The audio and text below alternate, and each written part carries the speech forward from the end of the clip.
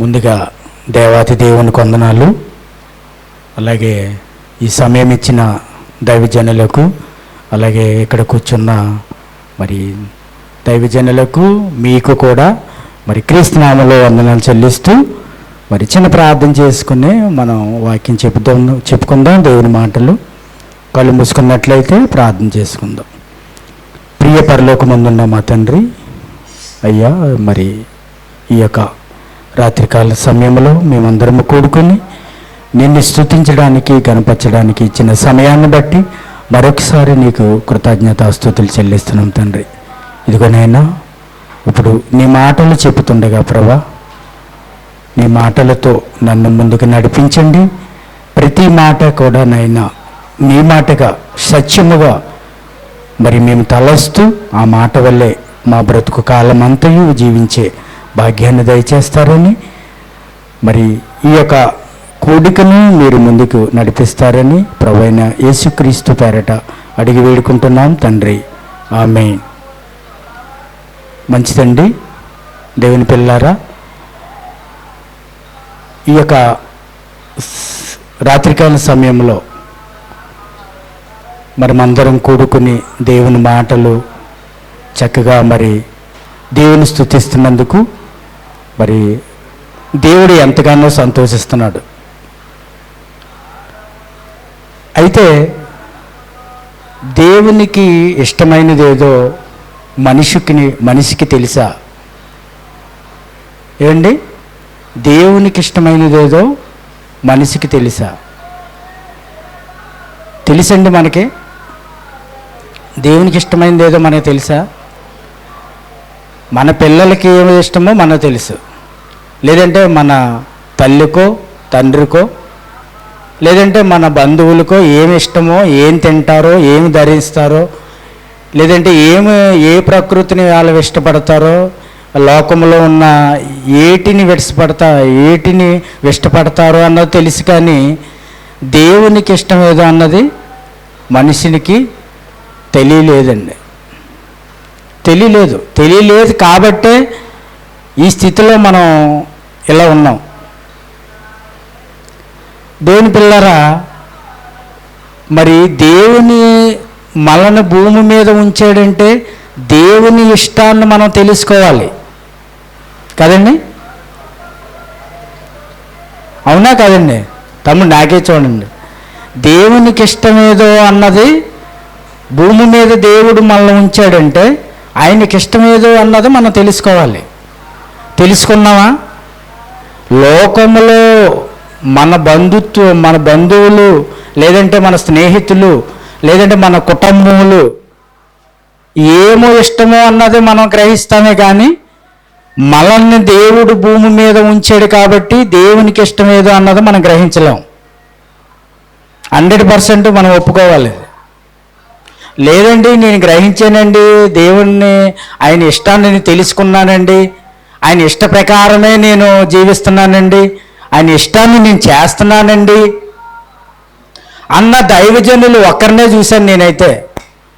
ఎవరో తెలుసండి? మన మధ్యన ఉన్నటువంటి సతీష్ కుమార్ గారే. నిజంగా ఆయన అయితే నేను దేవుని ఇష్టాసరమైన కుమారుడే అనుకుంటున్నాను. ఎందుకంటే ఆయనతో సావాసం చేసి ఆయనతో ట్రావెల్ చేస్తున్నాను నేను. మమ్మల్ని నడిపిస్తూ ఉన్నారు ఆయన. ఇక దేవుని ఇష్టమేదో నేను తెలుసుకుంటానే ఉన్నాను నేనైతే. మరి దేవుని ఇష్టమేదో మీకు తెలుసండి అమ్మా? తెలియదు. మీకమ్మా? మీకు తెలుసమ్మా? అమ్మ మీరు తెలియదు. తమ్ముడు మీరు తెలుసా? Very good. నీకు ఎలాగా? ఇంకా ఆయన ఇష్టాన్ని ఏదో తెలుసుకోవడానికి ట్రై చేస్తున్నావు. అయ్యగారు, మీ అయ్యగారు అయితే చెప్పలేము, ఇంకా నాకు తెలుసు. మరి దైవజనులు దేవుని ఇష్టాన్ని మీరు ఏ విధంగా తెలుసుకోబోతున్నారా? తెలుసుకున్నారు. చాలా సంతోషం. ఏంటి? దేవుని ఇష్టాన్ని తెలుసుకున్నాం కాబట్టే దేవుడు ఈ విధంగా నడిపిస్తున్నాడండి. నిజంగా అద్భుతం. మరి బైబిల్లో ఒక ప్రవర్త కూడా ఆయన ఇష్టాన్ని తెలుసుకున్నాడు. దేవుడే ఆయనతో మాట్లాడుతున్నాడు. ఒకవేళ దేవుని తెలుసుకున్నాం, మనల్ని ఇప్పుడు దేవుని పిల్లలుగా మనం బ్రతుకుతున్నాం కాబట్టి దేవుడు మనల్ని ఏం కోరుకుంటాడు తమ్ముడు? ఇప్పుడు దేవుని పిల్లలుగా భూమి మీద మనం బ్రతుకుతూ ఉన్నాం, మన నుంచి దేవుడు ఏం కోరుకుంటాడు తమ్ముడు? నువ్వు మీరైనా తల్లి, ఇప్పుడు దేవుని పిల్లలుగా భూమి మీద మనము బ్రతుకుతున్నాం, ఆయన ఇచ్చినవన్నీ అనుభవిస్తూ మనం బ్రతుకుతున్నాం, ఆయన ఇష్టాన్ని తెలుసుకోవట్లేదు. ఒకవేళ తెలుసుకున్నా మన నుంచి దేవుడు ఏం కోరుకుంటాడు? ఏటమ్మా చెప్పాం, పర్లేదు, వినపడలేదు. బైబిల్లో ఒక ప్రవర్త అండి, మేకా గారు, దేవునికప్త ఉత్తమమైనదేదో ఆయనకి ఇవ్వాలని ఆయనతో మాట్లాడుతూ ఆయన మేకా గారితో మాట్లాడుతూ, అయితే మేకా గారు ప్రవక్త గారు ఆయన దేవునితో మాట్లాడుతూ, దేవుడు మేకా గారితో మాట్లాడుతూ మనిషి నుండి ఏమి కోరుకుంటున్నాడో చూడండి. మనిషి నుండి ఏం కోరుకుంటున్నాడో చూడండి. అద్భుతం అండి, చాలా చక్కటి వచనం. మేకా గ్రంథము 6వ అధ్యాయము 8వ వచనం. మనుషుడా, ఏది ఉత్తమో అది నీకు తెలియజేస్తున్నాను. న్యాయముగా నడుచుకొనుటయు, కనికరమును ప్రేమించుటయు, దీన మనసు కలిగి నీ దేవుని ఎదుట ప్రవర్తించుటయు ఇంతే కదా యెహోవా నిన్ను అడుగుచున్నాడు. ఏంటి మన ఆశలు ఏమన్నా ఇమ్మంటున్నాడు దేవుడు? నువ్వు సంపాదించిందంతా ఒరే నాకు ఇవ్వరా అని అడుగుతున్నాడు దేవుడు? లేదా నీ బంధువర్గాన్ని ఏమన్నా నాకు ఇచ్చేయి, నాకు బలిగా ఇచ్చేయి అని అడుగుతున్నాడా? ఏమడుగుతున్నాడు దేవుడు ఇక్కడ?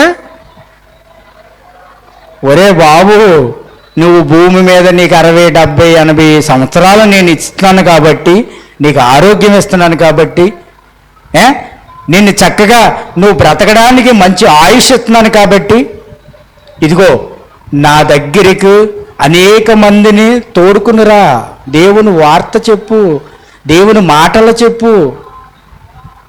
బైబిల్ అంతటా మనం చూసుకోగలిగితే, ఎక్కడైతే మేకా గారు చెప్తున్న ఏది ఉత్తమము, మనం తినే ఆహారం ఉత్తమమా, మనం ధరించుకునే దుస్తులా? బయట లోకంలో చాలా ఉన్నాయి, ఏది ఉత్తమమో గ్రహించట్లేదు. ఏది నిజము, ఏది అబద్ధము, ఏది సత్యము, ఏది అసత్యము. మనుషులు, అందుకోసం ఇక్కడ ఏం చెప్తున్నాడు? మనుషుడా, ఏది ఉత్తమమో అది నీకు తెలియజేస్తున్నాను, చూసుకో. నువ్వు ఏదేదో అనుకుంటున్నావు కదా, భూమి మీద చూసినవన్నీ ఏదేదో అనుకుంటున్నావు. నువ్వు అసలైంది పక్కకు పెట్టు. ఏది నిజమో ఏది సత్యమో అన్నది పక్కన పెట్టు. పెట్టి నువ్వు ఏది వెతుకుతున్నావు? భూగర్భాల్లో, ఆకాశ మండలాల్లో, సముద్రాల్లో, ఇక ఏది ఎక్కడ దొరుకుతుందా అని వెతుకుతున్నావు. అది కాదురా మనుషుడా, ఏది ఉత్తమమో నీకు తెలియజేస్తున్నాను. అదేంటంటే న్యాయముగా నడుచుకో. నీ బ్రతుకు దినములన్నీ కూడా ఎలా నడుచుకుంటావు? న్యాయముగా నడుచుకో. నడుచుకుంటున్నావా?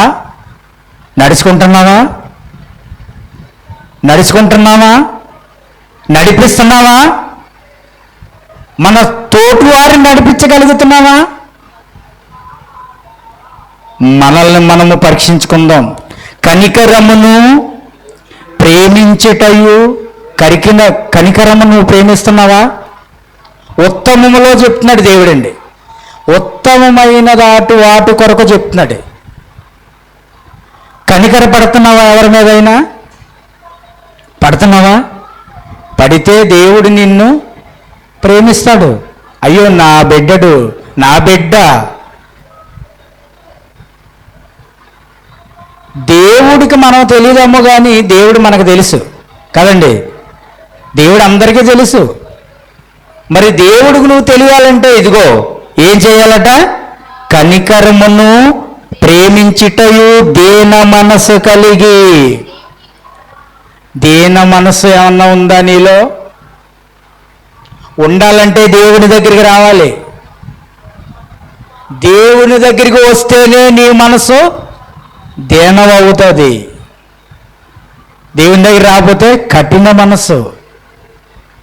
మరి దైవజనులు చెప్పారు కదా, ఒక స్త్రీ ప్రశాంతి గారు, అబ్బో ఆవిడి సేవట మరి అంతులేనిది. ఏటి బాగోలేనప్పుడు కూడా దేవుని సేవ చేసిందంటండి. ఎవరు చేస్తారు ఏంటి? పలానా దగ్గర దేవుని మాటలు చెప్తావు రెండంటే నాకు బాగోలేదండి. ఒకవేళ నిజంగా బాగున్నా బాగోకపోయినా మాట వదులుతాం మనం. భూలోకం మీద వదులుతామా కదా? కాబట్టి ఇక్కడ ఏమంటున్నారు? దీన మనసు కలిగి నీ దేవుని ఎదుట ప్రవర్తించుటయు ఇంతే కదా యెహోవా నిన్ను అడుగుతున్నాడు. ఇంకేమన్నా అడిగాడా ఏంటి? అవన్నీ మనలో ఉన్నవే, మనం చేయగలుగుతాం కానీ చేయలేం కదండి. చేయలేం. దేవుడు మనల్ని ఏమడిగాడో చూడండి. మూడే అడిగాడు. న్యాయముగా ఉండమన్నాడు, కనికరం పరమన్నాడు, ప్రేమించమన్నాడు, దేవుని మనసు కలగమన్నాడు. నిజంగా మరి దైవజనులు మరి చక్కగా ఈ ఏర్పాటు చూస్తే నాకు చాలా సంతోషం అనిపించింది ముందుసారి వచ్చినప్పుడు. ఏంటి ఒకటి చెప్తాను చూడండి, నా కళ్ళతో చూసిన ఒక నిజం. పాల్తేరులో ఒక చిన్న షెడ్ అద్దెకి తీసుకున్నారే సతీష్ కుమార్ గారు దైవజనులు. ఒక్కడేనండి ఆదివారం పనులన్నీ పక్కన పెట్టి ఓన్లీ ఒక్కడే ఆరాధించేవాడు. దేవుని సమయాన్ని దేవునికి ఇచ్చేసేవాడు. ఆయన సమయాన్ని ఆయన కేటాయించి మిగతా పనులు చేసుకునేవాడు. వండర్ఫుల్ కదండి. ఎవరో కనీసం ఒక చిన్న బిడ్డడు కూడా అక్కడికి వచ్చి కూర్చుండేవాడు కాదు. అలాగా మరి ఆయన ఎన్ని సంవత్సరాలు చేశారు నాకు తెలియదు కానీ నేను అప్పుడప్పుడు వెళ్ళి కూడుకుండేవాడిని. ఒక్కటే ఏక్ నిరంజన్. అలాగే దేవుడు ఈరోజు నిజంగా మరి ఆయన సేవలో చాలా దేవుడు ముందుకు నడిపిస్తున్నాడు. మరి మరి మన సురేష్ కుమార్ గారు కూడా నిజంగా మనం ఎంతమంది, ఒక 8 మంది ఉన్నాం. దేవుడు ఇలా నడిపిస్తున్నాడంటే నాకు చాలా సంతోషం అనిపిస్తుంది. నేను చేస్తున్న పరిచర్య అయితే అది నేను సంపాదించుకున్నది కాదు, ఎవరో మా ముందు వారు సంపాదింస్తే నేను చేస్తున్నాను, వారు ఎవరో రాక. దేవుడు నన్ను ఈ విధంగా నడిపిస్తున్నాడు. మరి దీన మనసు కలిగి దేవుని ప్రేమించుట, కనికరం పరట, న్యాయముగా నడుచుకుంటున్నాం అంటున్నారా? ఏమో మా ప్రయత్నం మేము చేస్తున్నాం. మా ప్రయత్నం మేము చేస్తున్నాం దేవుని ఎదుట ఆయనకి ఇష్టమైనట్టుగా. మరి అదే కదా ప్రారంభంలో చెప్పాను, ఆయనకి ఇష్టమైనది ఏదో మనుషుడికి తెలియదు. మనుషులకి తెలియదండి. కాబట్టి ఈ 4 కూడా దేవుని చెప్పిన మాట ప్రకారము ఆనాడు మేకా గారితో మాట్లాడిన ఈ పదాలు నిజంగా ఆయన వల్లే మనము కలిగి ఉంటే దేవుని ఇష్టాసారాన్ని మనం కొంచెం నెరవేర్చినట్టు, మొత్తం అంతా కాదు. మరి మనందరం కూడా ఆ మాటల ప్రకారము జీవించాలని ఆశపడుతూ ఈ కొద్ది మాటలు దేవుడు దీవించిన గాక. మీ అందరికీ వందనాలు. సమయం ఇచ్చిన దైవజనులు కూడా మరొకసారి వందనాలు చెల్లిస్తూ నా మాటలు ముగిస్తున్నాను.